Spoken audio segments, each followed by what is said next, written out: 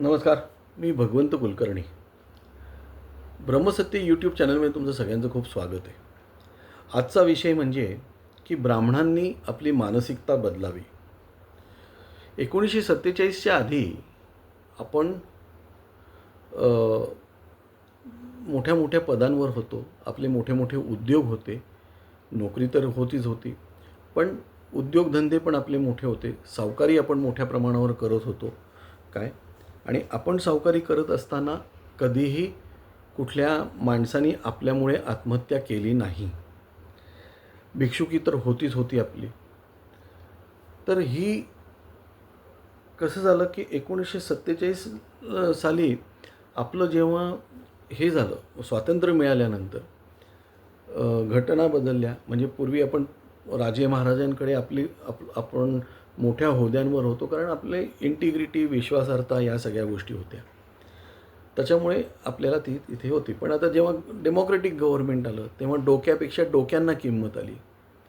त्यामुळे ज्यांचं डोकं जरी चांगलं असलं, तरी ज्यांच्याकडे डोकी जास्ती त्यांना प्राधान्य दिलं गेलं. असो, तो आपल्याला काळाप्रमाणे आपल्याला सुद्धा बदलत जावं लागतं. आज जेव्हा मी महाराष्ट्रामध्ये फिरतो, तेव्हा मी जेव्हा आडत्यांच्या मुंबईला किंवा इतर ठिकाणी सुद्धा आडतची दुकानं बघितली, तर आडत्यांच्या ह्याच्यामध्ये हा पूर्ण व्यापार हा तुमच्या काय म्हणतात त्याला, मारवाडी, गुजराती, आणखीन हरियाणवी, म्हणजे हे गोयल वगैरे आत्ताच्या मुलींनी ज्या मुलाचा खून केला ना, हे अगरवाल, ह्या लोकांच्या हातामध्ये आहे. आणि तिथे हमाली करणारे हे सगळे आपली मराठी लोक आहेत. आणि आता कमी आहे, पण पूर्वी ह्यांच्याकडे मुनीम म्हणून सगळी ब्राह्मण लोक होती. ही महाराष्ट्राची शोकांतिका आहे.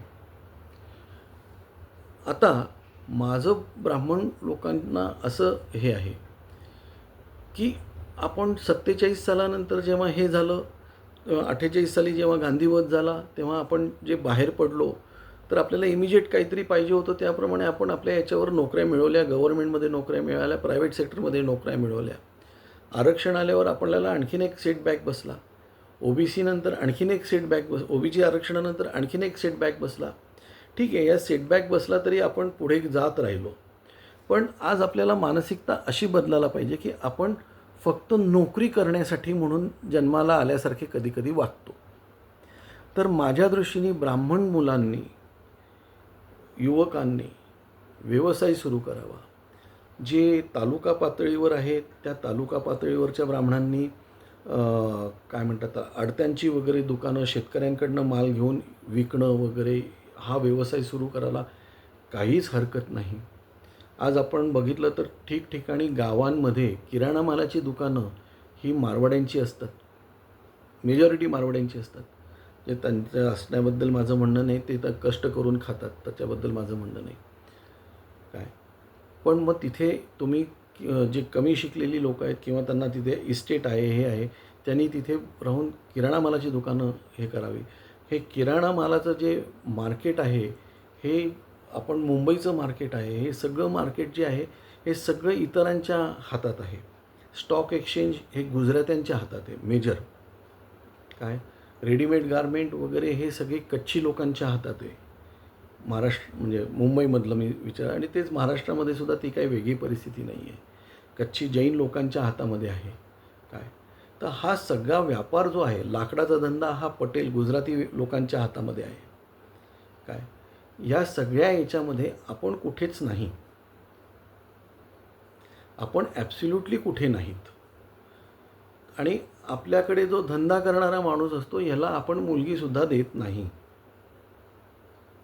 का हे मला माहिती नाही. आज परशुराम आर्थिक विकास महामंडळ आहे, त्याच्यानंतर आणखीन काही 1-2 महामंडळं जी आपल्यासाठी बनवलेली आहेत. काय तर ह्या महामंडळांचा किंवा बँकांचा एक क्लस्टर करून आपण विचार करून आपण आपले व्यवसाय सुरू करायला पाहिजेत. एक नेटवर्क तयार करायला पाहिजे. आज तुम्ही एक बघितलंत ना, पुणा, मुंबईमध्ये तरी मी विशेषतः बऱ्याच ठिकाणी बघितलेलं आहे की मारवाड्यांची दुकानं असतात. त्याच्यामध्ये एखाद्या मराठी माणसाने दुकान टाकलं ना, की हे बाकीचे मारवाडी त्यांच्या सप्लायरला सांगतात की तू ह्याला हे केलंस, काय म्हणतात त्याला, माल दिलास तर तू आमच्याकडे माल टाकायचा नाहीस. आणि त्यांचं ते हे असतं, त्यांची एकजूट असती, त्याच्यामुळे लोक आपल्याला त्रास देतात. आणि याच्यावर मी राज ठाकरेंना विनंती करेल, कारण सध्या मराठीचा शब्द म्हणजे तेच हे करतील. त्यांनी याच्यामध्ये ही मदत करावी त्यांनी लोकांना. आता काही मनसेचे सैनिक म्हणतील की तुम्हाला आता राज ठाकरे आठवले, पण तुम्ही काहीतरी आमच्यासाठी केलं तर तुम्हाला हे आहे ना. आज तुम्ही बघा, म्हणजे राज ठाकरे म्हणतात ह्याच्याबद्दल कधी मला चुकीचं वाटत नाही. काय की महाराष्ट्रामध्ये हे सगळं प्रमाण, महाराष्ट्रामध्येच कसे येतात हो सगळे हे, कारण इथे पैसे आहेत. ही हिंदुस्थानाची अर्थव्यवस्था आपण चालवतो आहे. मग माझं म्हणणं आहे की राज ठाकरेंनी जे फक्त नोकर भरतीमध्ये ते हे करतात, तर ते त्यांनी याच्यात पण करावं. आणि आपण त्यांच्याकडे जायला काही हरकत नाही एक नेतृत्व म्हणून. कारण ते मागे उभे राहिले तर हे कुठलेच मारवाडी बिरवाडी आपल्या ह्याच्यात येणार नाहीत. ते त्यांचं कार्टेल करतात, तर आपण आपलं कार्टेल का नाही करायचं आणि चांगला माल द्या. आपण मराठी माणसाला वरती आणायला आपण आपल्यापासून सुरुवात करूयात. आणि याच्यासाठी काय मार्गदर्शन, काय मॅनेजमेंट, जे काय करायचं आहे ते आपण करूयात. आज मी माझ्या माहितीप्रमाणे आमच्या पुण्याच्या मार्केट यार्डमध्ये एकच ब्राह्मणाचं आडत्याचं दुकान आहे, एकच. तर ही चित्र बदलूयात ना आपण. आर्थिक घडी आपल्या हातात कशी येईल बघूयात ना. आरक्षण विरक्षण सोडून द्या, ते आरक्षण ज्याला द्यायचं आहे काय करायचं ते करतील, पण आपण शिकून सवरून आज चांगल्या प्रॅक्टिसेस निर्माण करू. आणि एक आपल्या नावाला सुद्धा हे आज चितळे दूध किती त्याला हे आहे. कधी आपण चितळ्यांच्या ह्याच्यामध्ये भेसळ केलेली आपण ऐकलेली नाही आहे. आणि मग हळूहळू आपण एकत्र आल्यावर, म्हणजे आपल्याला मदत करत नाही म्हणून आपण रडत बसण्यापेक्षा आपण एकत्र येऊन काय व्यवसाय करू शकतो. माझ्या डोक्यात काही कल्पना आहेत, मी ह्याच्यामध्ये मांडणार आहेत. तर या माझ्या कल्पनेला ज्याला कोणाला हे असेल त्यांनी कमेंटमध्ये त्यांचा मेल आय डी पाठवावा. मी त्या मेल आय डीवर त्यांच्याशी संपर्क करेल. कारण एक खूप मोठं नेटवर्क आपण उभं करू शकतो. जसं मी मागे एक व्हिडिओ बनवला होता की तो माहेश्वरी समाज जो मारवाडी समाजांपैकी आहे, 8 ते 10 लाख लोक संपूर्ण हिंदुस्थानात आहेत. पण आज हिंदुस्थानाची जवळजवळ 10 ते 12% इकॉनॉमी ते चालवतात.